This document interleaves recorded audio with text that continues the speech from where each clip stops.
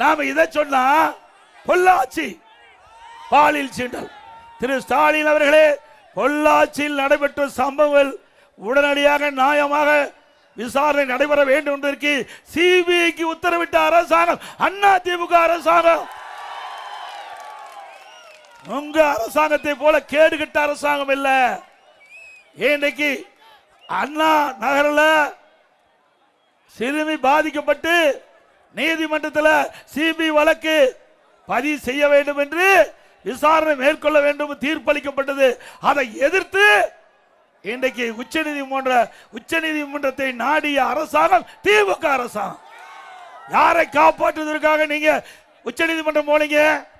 இன்றைக்கு உயர்நீதிமன்றம் ஒரு தீர்ப்பை அளித்த பிறகு அந்த தீர்ப்பின் அடிப்படையில் சிபிஐ விசாரணை மேற்கொண்டா உண்மை குற்றவாளிகளை கண்டுபிடித்து வருவார்கள்.